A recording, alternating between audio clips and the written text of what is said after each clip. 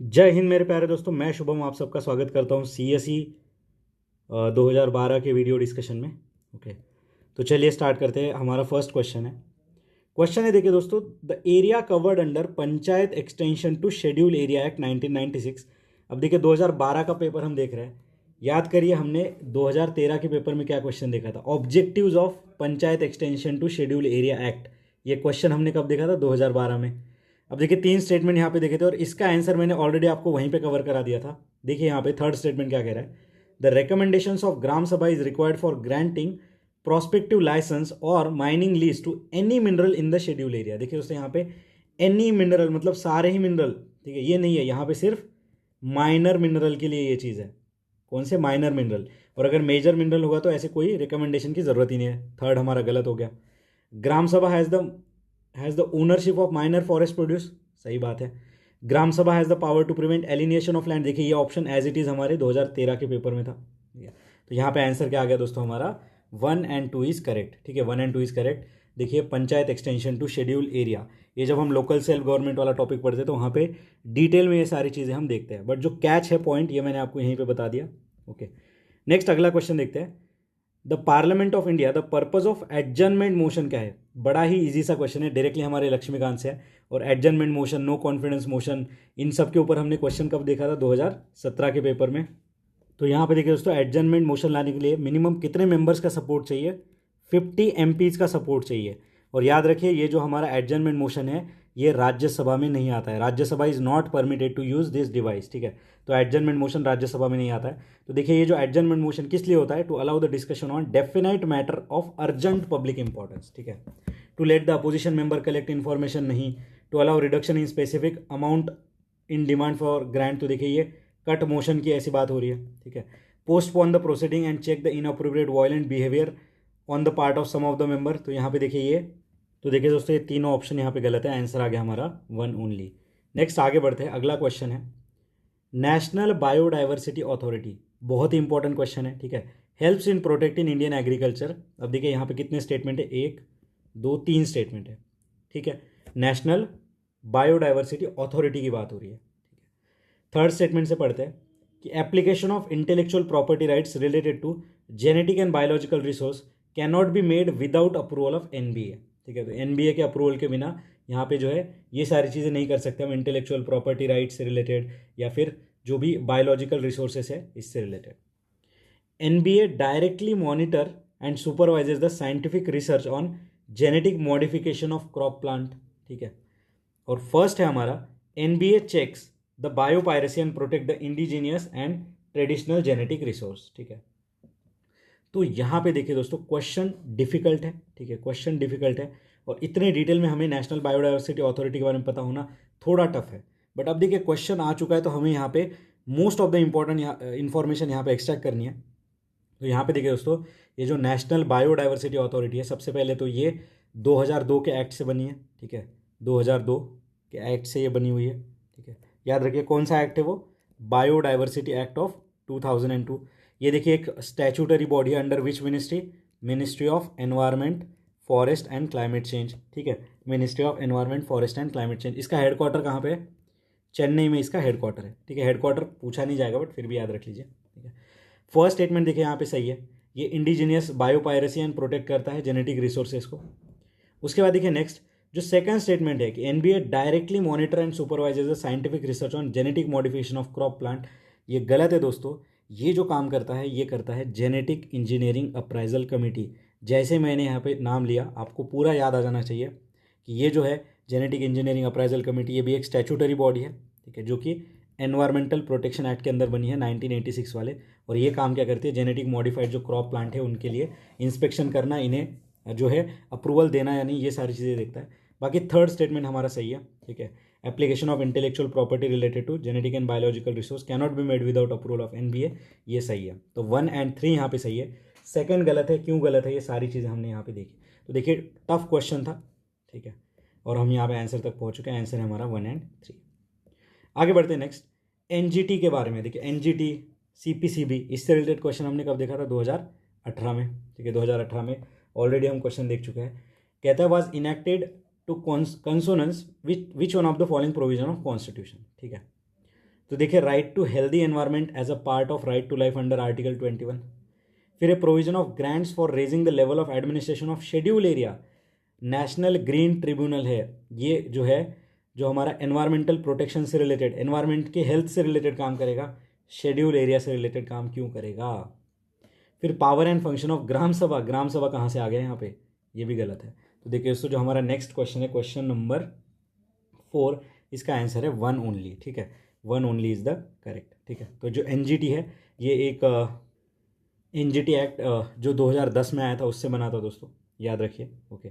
और यहाँ पे देखिए जो चेयरपर्सन होते हैं इसके, ठीक है, जो चेयरपर्सन होते हैं वो रिटायर्ड जज होते हैं सुप्रीम कोर्ट के, ठीक है, रिटायर्ड जज of supreme court is the chairperson. और इसका हेडक्वार्टर कहाँ पे, एनजीटी का न्यू दिल्ली में, ठीक है। और बाकी देखिए यहाँ पे ये जो है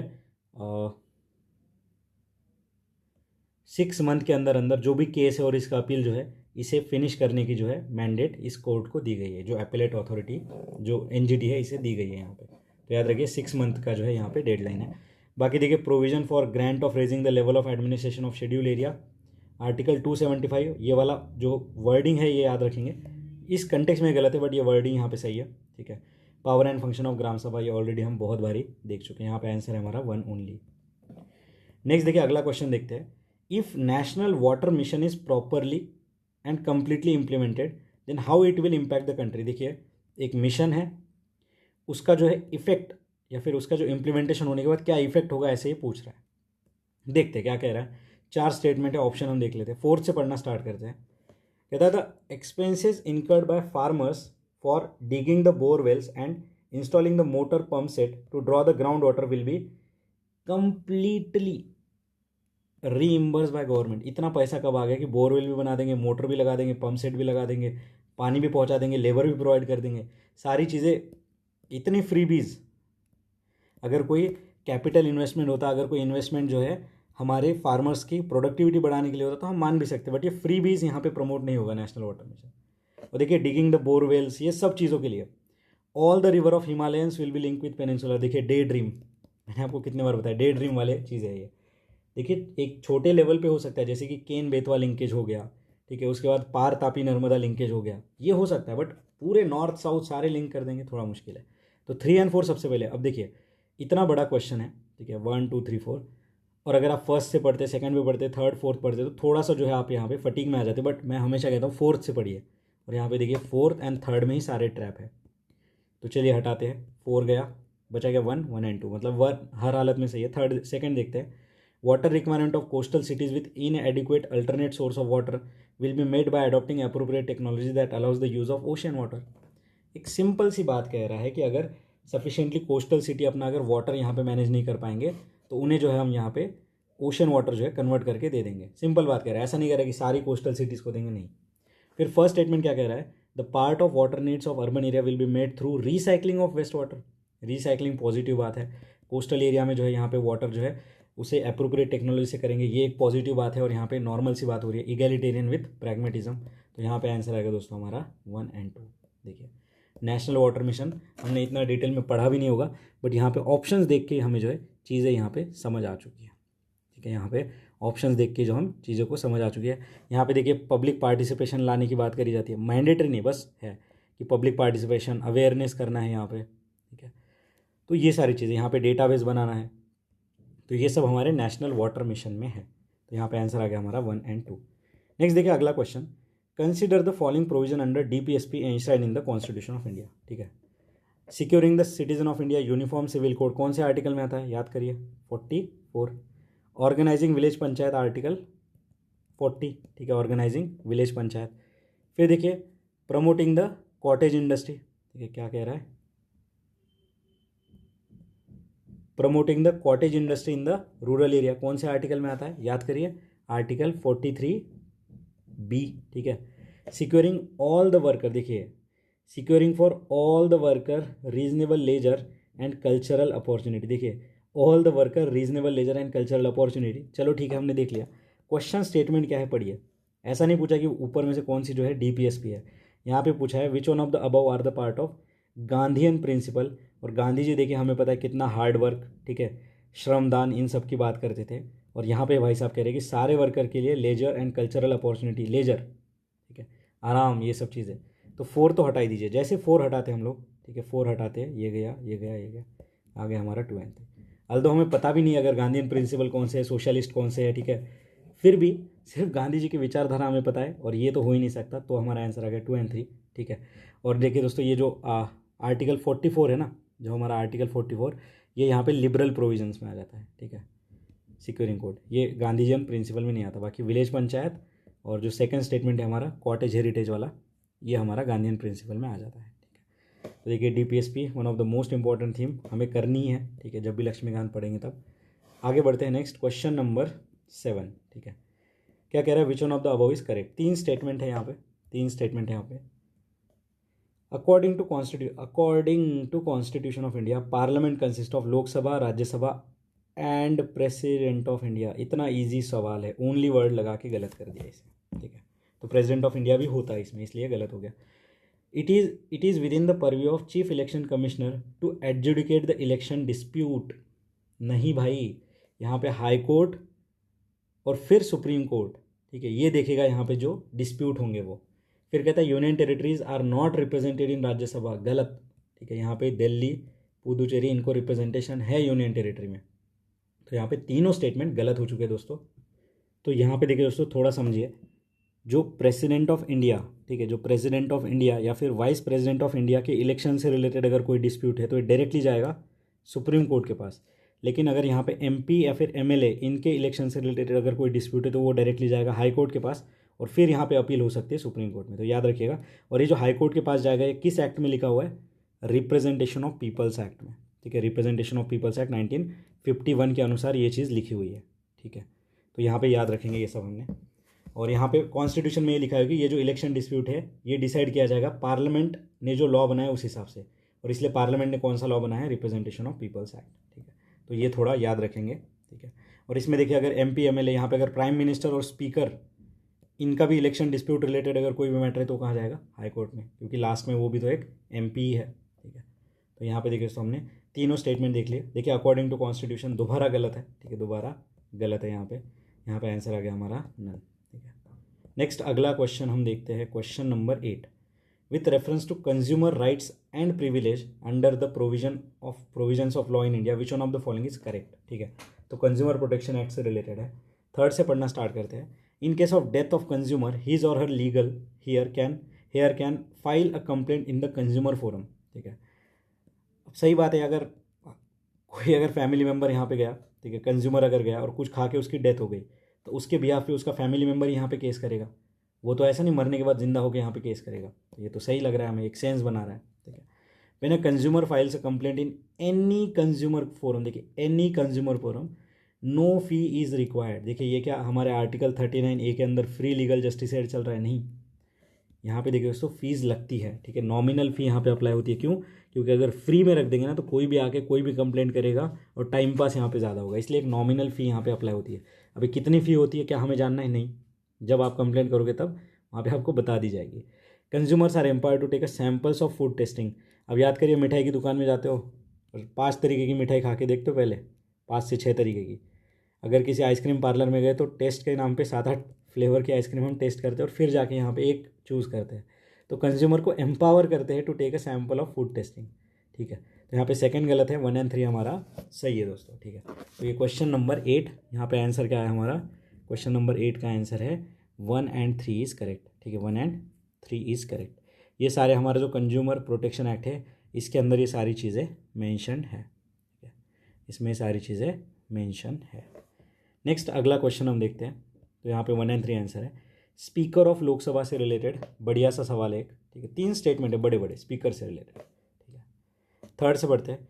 if he or she intends to resign the letter of his resignation has to be address to deputy speaker. सही बात है, डायरेक्टली लक्ष्मीकांत से हमारे। कहता है he or she need not to be a member of house at the time of her election but has to become a member of house within 6 months from the date of election.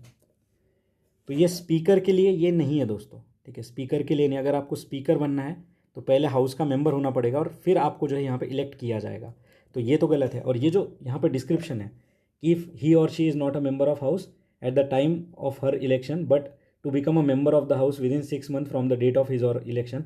ये अगर किसी को minister बनना है, ठीक है, जैसे कि अगर 2024 में मोदी जी को अगर कोई काबिल मिनिस्टर नहीं मिला और उन्होंने मुझे फ़ोन किया कि आ जाओ यार तुम्हें मिनिस्टर बनाते हैं, बट मैंने तो यहाँ पे कोई चुनाव लड़ा नहीं है, तो मैं मिनिस्टर तो बन जाऊँगा, पर एक यहाँ पे क्लॉज होता है कि विद इन 6 मंथ मुझे लोकसभा या राज्यसभा से कहीं ना कहीं से यहाँ पे इलेक्शन जीत के आना पड़ेगा, ठीक है। तो ये स्पीकर के लिए नहीं, बट मिनिस्टर्स के लिए ये अप्लाई हो जाता है कि विद इन 6 मंथ्स जो है उनको यहाँ पे जो है इलेक्ट होकर आना पड़ेगा। If he or she holds the office during pleasure of president, नहीं, प्लेजर ऑफ प्रेसिडेंट यहाँ पे नहीं होता है दोस्तों, ठीक है। और ये जो स्पीकर है इनका इलेक्शन होता है, ये कोई नॉमिनेशन ऐसी चीज़ें नहीं होती है, ठीक है। बाकी देखिए दोस्तों, जैसे ही स्पीकर यहाँ पे अपॉइंट होते हैं तो 5 ईयर का उनका टर्म होता है, और अगर उन्हें निकालना है तो यहाँ पे एक प्रॉपर प्रोसेस यहाँ पे दी गई है, ठीक है। प्लेजर ऑफ प्रेसिडेंट यहाँ पे नहीं है, तो यहाँ पे आंसर क्या आ गया हमारा B, 3 only is the correct. तो देखिए स्पीकर यहाँ पे हमारा कितना अच्छे तरीके से यहाँ पे रिवाइज हो चुका है, ठीक है। अगला क्वेश्चन देखते हैं। इस टाइप का क्वेश्चन हमने ऑलरेडी देखा था कि अगर 2 स्टेट्स के बीच में झगड़ा है तो वो कौन से ज्यूरिसडिक्शन में आएगा सुप्रीम कोर्ट के, तो वो था ओरिजिनल ज्यूरिसडिक्शन। ये हमने 2016-17 में देखा था शायद, ठीक है। अब ये क्वेश्चन एक एक्सप्लिसिट क्वेश्चन है कि original jurisdiction of supreme court कौन से इसमें आएगा, included, which one of the following included the original jurisdiction. देखिए dispute between government of India and 2 and more state, सही बात है। Dispute regarding election either house of parliament or state legislature, ये original jurisdiction में आएगा क्या। अभी मैंने आपको बताया हाउस ऑफ पार्लियामेंट यानी एमपी या फिर एमएलए का कोई होगा तो ये हाई कोर्ट के पास जाता है पहले, मतलब ये ओरिजिनल ज्यूरिसडिक्शन में नहीं है, ठीक है। Dispute between government of India and union territory, union territory ये तो स्टेट में है ही नहीं, ये सीधा हमारे होम मिनिस्ट्री के अंदर आता है, तो ये भी डिस्प्यूट यहाँ पे नहीं जाएगा। देखिए government of India and union territory का नहीं है, but government of India and states का है, ये कैच है यहाँ पे, ठीक है। एंड डिस्प्यूट बिटवीन 2 और मोर स्टेट, ये भी हमारा जो ओरिजिनल ज्यूरिसडिक्शन है हमारे सुप्रीम कोर्ट के अंदर, ठीक है। ये हमारे ओरिजिनल ज्यूरिसडिक्शन में सुप्रीम कोर्ट के अंदर कौन सा आर्टिकल है, अंडर आर्टिकल 131, अंडर आर्टिकल 131 याद रखिए। देखिए यहाँ पे ये सेकंड स्टेटमेंट हमने अभी यहाँ पे देखा था, जो हमारा पॉलिटी वाला क्वेश्चन था। देखिए ये वाला जहाँ पे मैंने आपको बताया था कि जो इलेक्शन डिस्प्यूट होंगे वो कौन देखेगा, हाई कोर्ट देखेगा मेनली, और प्रेसिडेंट वाइस प्रेसिडेंट का कौन देखेगा, सुप्रीम कोर्ट, ठीक है। बट यहाँ पे लिखा हुआ क्या था हमारे क्वेश्चन में कि डिस्प्यूट रिलेटेड टू एमपी और एमएलए, मतलब house of parliament and legislature, तो ये यहाँ पे गलत हो गया। तो आंसर क्या है दोस्तों हमारा 1 and 4 is the correct answer, ठीक है। तो क्वेश्चन नंबर 10 का आंसर क्या है 1 एंड 4, ठीक है। नेक्स्ट आगे बढ़ते हैं। Consider the following kind of organism, some species of which of the above kind of organism are employed as a bio pesticide, ठीक है। दोबारा बायो वर्ड आ गया, बायो पेस्टिसाइड, ठीक है। देखिए यहाँ पे बैक्टीरिया, फंजाई, फ्लावरिंग प्लांट, इन तीनों में से कौन सा हमारा बायो पेस्टिसाइड करके यूज़ होता है। तो देखिए दोस्तों यहाँ पे तीनों जो है as a bio pesticide use होता है, ठीक है। बैक्टीरियाज भी यूज़ होते हैं, ठीक है, फंजाई भी यूज़ होते हैं एंड फ्लावरिंग प्लांट्स भी यूज़ होते हैं।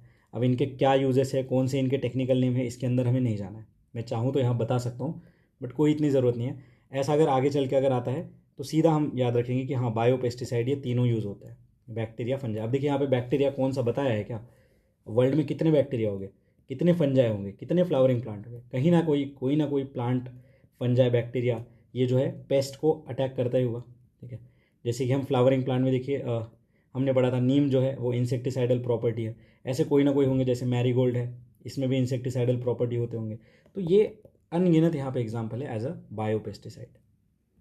तो बैक्टीरिया में देखो दोस्तों यहाँ पे सूडोमोनास नाम के बैक्टीरियाज है, ठीक है, सूडोमोनास, वर्टिसिलियम, ठीक है। आपको लगेगा कि ये नाम याद रखने नहीं रखने, इसलिए मैं नहीं बता रहा था। फिर देखिए फंजाई में देखिए दोस्तों यहाँ पे है ब्यूवेरिया बसियाना, ठीक है। ब्यूवेरिया बसियाना नाम का एक फंजाई है जो कि बायो पेस्टिसाइड करके यूज़ होता है। फिर यहाँ पे देखिए दोस्तों नीम, ठीक है, ये भी इसमें आ जाता है एग्जाम। तो आंसर है हमारे यहाँ पे 1 2 3 इज करेक्ट, ठीक है। नेक्स्ट आगे बढ़ते हैं, अगला क्वेश्चन है हमारा क्वेश्चन नंबर 12, ठीक है। क्वेश्चन नंबर 12 बायोमास गैसिफिकेशन से रिलेटेड है, is consider to be one of the sustainable solution to the power crisis in India. देखिए बायोमास गैसिफिकेशन, ठीक है। ऐसा देखिए हमने कोल बेड मीथेन वाला भी क्वेश्चन देखा था, हमने शेल गैस वाला भी क्वेश्चन देखा था। देखिए एनर्जी सिक्योरिटी एक इंपॉर्टेंट पिलर है, ठीक है। Which one of the following statement is correct. अब 3 स्टेटमेंट है यहाँ पे बायोमास गैसिफिकेशन से रिलेटेड। थर्ड पढ़ते हैं, क्या कह रहा है, the combustible gas is generated from the biomass gasification can be used for direct heat generation but not in the IC engine. देखिए थर्ड स्टेटमेंट बड़ा क्वेश्चन, इसमें ही ट्रैप है कि जो बायोमास गैसिफिकेशन से एनर्जी आ रही है उसे हीट जनरेशन के लिए तो यूज़ कर सकते हो, बट इंटरनल कंबशन इंजन में यूज़ नहीं कर सकते। क्यों नहीं कर सकते? इसका रीज़न है हमारे पास। यार एनर्जी एनर्जी होती है, कहीं भी यूज़ हो जाए, तो ये गलत हो गया। ठीक है, थर्ड जैसे गलत हुआ। चलिए ऑप्शन देखते हैं, थर्ड जैसे गलत ऑप्शन देखते हैं। वन ओनली, पढ़ने की भी ज़रूरत नहीं है। सेकंड ऑप्शन क्या कह रहा है कि combustible gases from biomass gasification consist hydrogen and carbon dioxide only only. तो ये देखिए उसे यहाँ पे मीथेन भी निकलता है, कार्बन मोनोऑक्साइड निकलता है, CO2, ये गैसेस निकलती है। ठीक है, फिर बचा ए, और ये हमारा सही है। देखिए coconut shell, groundnut shell and rice husk can be use in biomass gasification. ठीक है, और ये जो बायोमास गैसिफिकेशन होता है दोस्तों, इससे जो गैस बनती है उसे कहते हैं सिन गैस, यानी कि सिंथेटिक गैस। ठीक है, इसे सिन गैस भी कहते हैं। ठीक है, तो यहाँ पे आंसर क्या है हमारा? One only is the correct. ठीक है, तो ये देखिए दोस्तों एक टेक्नोलॉजी है जो कि ऑर्गेनिक रिसोर्सेज जो है हमारे, जैसे कि क्रॉप रेसिड्यूज़ हो गया, ठीक है, जो भी यहाँ पे ऑर्गेनिक वेस्ट हो गया, इन सबको कन्वर्ट कर देता है ये एनर्जी में। ठीक है, हीट, स्टीम एंड ऑक्सीजन में। ठीक है, नेक्स्ट देखिए, अभी दो स्टेटमेंट हमारे गलत है। ठीक है, क्यों गलत है, क्या गलत है, सब हमने देख लिया। यहाँ पे आंसर है हमारा one only is the correct. अगला क्वेश्चन है, what is the role of UV radiation in water purification system. ठीक है, जो वाटर प्यूरिफिकेशन सिस्टम आपके घर में लगा होगा, अब देखिए 2012 की बात है, तब ये नया नया ही सिस्टम आया था कि RO का पानी हमें पीना है। ठीक है, यूवी रेडिएशन उसमें होना चाहिए। अब देखिए यहाँ पे क्वेश्चन है कि रोल क्या है यूवी रेडिएशन का। ठीक है, रोल क्या है यूवी रेडिएशन का? इट क्विकन्स, देखिए quickens the sedimentation of solid particle, remove the turbidity and improve the clarity of water. ये गलत है दोस्तों यहाँ पे। It remove all the undesirable odour, all the undesirable odour, गलत। It inactivate and kill the harmful micro organism, ये सही है दोस्तों। देखिए यूवी रेडिएशन जो है, अभी देखिए यूवी रेडिएशन से रिलेटेड हमने कोविड के टाइम पे भी देखा था कि यूवी स्टरलाइजर्स जगह जगह पे लगे हुए थे कि फाइल को अगर सैनिटाइज करना है तो वो उसके अंदर रख दो, ये सैनिटाइज कर देगा यूवी रेज के हिसाब से। ठीक है, it inactivate and kill the harmful micro organisms like bacteria, viruses, तो इन्हें ये किल करता है यूवी। ठीक है, तो यहाँ पे आंसर क्या है हमारा? One only. ये किसी तरह से देखिए यहाँ पे जो ओडर जो है ये चीज़ें नहीं निकालता है, सेडिमेंटेशन नहीं होता। यहाँ पे देखिए सेडिमेंटेशन के लिए अलग जो है एक कैंडल लगी होती है, उसमें सेडिमेंटेशन कैंडल, ये सब चीज़ें। ठीक है, तो यहाँ पे आंसर क्या है हमारा? One only. ठीक है, तो यूवी जो है क्या यूज़ करता है? सिर्फ इनएक्टिवेट हार्मफुल जो माइक्रो ऑर्गेनिजम्स है उन्हें किल करने में। नेक्स्ट अगला क्वेश्चन हम देखते हैं, क्वेश्चन नंबर 14 क्या कह रहा है? बड़ा बड़ा क्वेश्चन है। ठीक है, देखते हैं ग्राफीन। ठीक है, ग्राफीन जो कि बहुत ज़्यादा न्यूज़ में, इसका एप्लीकेशन पूछा है। ठीक है, इसका इंपॉर्टेंस पूछा है। चलिए फोर्थ से पढ़ना स्टार्ट करते हैं। कहता है इट कैन बी यूज, देखिए क्या कह रहा है, ठीक है, it can be use in conducting electrode required for torch, screen, LCD and organic LEDs। ठीक है, ऑर्गेनिक LEDs, ये एप्लीकेशन बता रहे हैं यहाँ पे। ऐसा कोई रेस्ट्रिक्टिव एप्लीकेशन नहीं बोला कि ये not use in organic LED, नहीं, सिंपल सा एप्लीकेशन बता दिया। फिर कहता है it is entirely made up of silicon and has a high optical transparency. Entirely 100%, 1% भी कोई दूसरी चीज़ नहीं, ऐसा कह रहा है। It is one of the, देखिए वन ऑफ द, पॉसिबिलिटी वाला बात कह रहा है, one of the thinnest but strongest material tested so far. One of the बोला, ऐसा नहीं कि सबसे ज़्यादा स्ट्रॉन्गेस्ट है, नहीं, वन ऑफ द। फिर क्या कह रहा है? It is a 2 dimensional material and has a good electrical conductivity. It is 2 dimensional and has a good electrical conductivity. तो देखिए दोस्तों इन चारों में से सबसे ज़्यादा गलत कौन सा लग रहा है, ये बताइए मुझे, सबसे ज़्यादा गलत कौन सा लग रहा है? तो देखिए वैसे यहाँ पे थर्ड मुझे सबसे ज़्यादा गलत लग रहा है। तो चलिए ऑप्शन देखते हैं। ऑप्शन देखा, ये गया, ये गया, बचा क्या हमारे पास? 1 2 एंड 1 2 का 4। अब देखिए दोस्तों 1 2 एंड 1 2 का 4 में 1 2 तो कॉमन ही है, और 4 हमने पहले ही पता लगा लिया कि ये तो हर हालत में हमारा सही है। क्यों? क्योंकि एक नॉर्मल से एप्लीकेशन की बात कर रहा है ये। ठीक है, तो 4 तो हमारा हर हालत में सही है। और यहाँ पे हमें डाउट हो सकता था कि ये 2 डायमेंशनल है या 3 डायमेंशनल है, ये थिनेस्ट है या स्ट्रॉन्गेस्ट है, पता नहीं है। बट यहाँ पे एग्जामिनर ने हमारा डाउट क्लियर कर दिया। उसने कहना था कि थर्ड, देखिए यहाँ पे भी 3 एंड 4 में ही सारी चीज़ में हमारा समाधान छुपा हुआ है।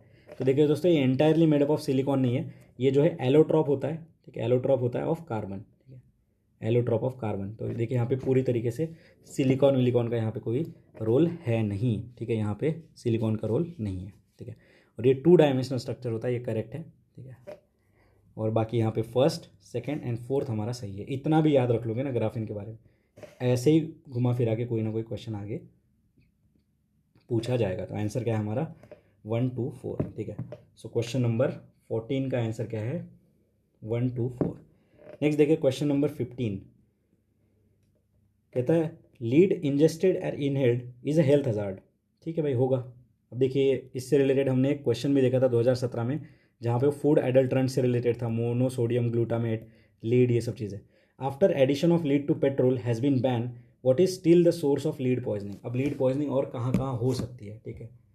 देखिए यहाँ पे 4 ऑप्शन है। इसमें थोड़ा मैं आपकी थिंकिंग भी डेवलप कराऊंगा कि किस तरीके से रियल एग्जाम में ट्रैप्स यहाँ पे सेट होते हैं। देखिए, hair oils and cosmetics, paints, pens and pencil and smelting unit. अब देखिए दोस्तों, यहाँ पे लीड अगर इतना ही पॉइजनस होता, ठीक है, इतना ही पॉइजनस होता, तो सिंपली सोचिए क्या पेंसिल्स में होता, जो कि यहाँ पे छोटे बच्चे यूज़ कर रहे हैं, तो गवर्नमेंट कुछ ना कुछ इस पर रेस्ट्रिक्शन लाती कि लीड जो है, अब लीड की पेंसिल हम कहते हैं, बट उसमें ये लेड, ये एक हजार्डस एलिमेंट है या नहीं, ठीक है। तो ये नहीं है दोस्तों, ठीक है, ये नहीं है। तो अगर सेकंड हटा के देखते हैं हम लोग, चलिए सेकंड हटा के देखते हैं, आंसर क्या आया? 1 एंड 3, ठीक है। तो देखिए दोस्तों, ये थिंकिंग जो है ना, ये आपको डेवलप करनी है। चलो अभी आपको इसका आंसर नहीं आया होगा, बट आगे चल के अगर ऐसा कोई क्वेश्चन आता है, जैसे कि अब मैं बताऊं तो इसी लॉजिक से एक क्वेश्चन और सॉल्व हो रहा था 2021 के प्री में था, मैग्नेटाइट पार्टिकल वाला क्वेश्चन, मैग्नेटाइट पार्टिकल पोल्यूशन वाला क्वेश्चन। उसका एक ऑप्शन था कि microwave oven use in home, home appliances. और मैंने सोचा कि यार अगर होम अप्लायंस में यूज़ होता तो अभी तक तो इसके ऊपर कुछ ना कुछ रेस्ट्रिक्शन या फिर कहीं ना कहीं तो हम पढ़ ही लेते। तो जैसे ही वो ऑप्शन मैंने हटाया था, आंसर मेरा सीधा आ गया था। वैसे ही यहाँ पे इस पैरेलल थिंकिंग से हमें सोचना, और ये थिंकिंग हमें यहाँ से ले जानी है। इसका आंसर तो अभी पता चल गया हमें, बट थिंकिंग हमें ले जानी कि इस तरीके से हमें सोचना है, मैच करना है चीज़ों को हमारी सराउंडिंग के साथ। तो सेकंड हटाइए, जैसे सेकंड गया हमारा 4 भी उड़ जाएगा, बचा के हमारे पास 1 एंड 3। तो देखिए स्मेल्टिंग यूनिट, अब यहाँ पे देखिए स्मेल्टिंग यूनिट किस चीज़ से रिलेटेड, कौन सा यहाँ पे मिनरल स्मेल्ट कर रहे हो, कुछ बताया नहीं, कितना वाइड लेवल पे है। यहाँ पे कोई भी मिनरल, मेटल, कुछ भी आ सकता है। पेंट, कौन सा पेंट है? गाड़ी पे लगाने वाला पेंट है, घर में लगाने वाला पेंट है, कौन सा पेंट है? कुछ बताया नहीं, ठीक है। बट यहाँ पे pen and pencil, specific. Hair oils and cosmetic, अब यहाँ पे ये हो सकता है कि हेयर ऑयल एंड कॉस्मेटिक कौन सा है, बट एग्जामिनर ने हमें डायरेक्टली हिंट दे दिया कि 2 हटाओ और आंसर लेके जाओ। और देखिए हेयर ऑयल एंड कॉस्मेटिक में अगर इतना ज़्यादा पॉइजनस मटेरियल होता तो ये कब का बैन हो जाता। और यहाँ पे ये भी सोचना था कि अगर पेट्रोल में बैन कर दिया, जो कि गाड़ी में जा रहा है, जिससे हमारा उतना कॉन्टैक्ट नहीं आता है, हेयर ऑयल एंड कॉस्मेटिक ये तो डेली यूज़ में आते हैं, तो जब पेट्रोल में ये बैन हो सकता है तो यहाँ पे बैन हो चुका होगा, या फिर यहाँ पे क्यों होता हो, इस तरीके से हमें सोचना था। तो देखिए ये थिंकिंग आपको यहाँ पे प्रोवाइड करानी थी। यहाँ पे आंसर है हमारा 1 एंड 3, ठीक है। नेक्स्ट आगे बढ़ते हैं, अगला क्वेश्चन हमारा क्वेश्चन नंबर 16, ठीक है। देखिए स्टेम सेल से रिलेटेड है, इंड्यूस प्लूरिपोटेंट सेल हमने देखा, ठीक है। उसके बाद देखिए स्टेम सेल से रिलेटेड हमने क्वेश्चन देखा था एक,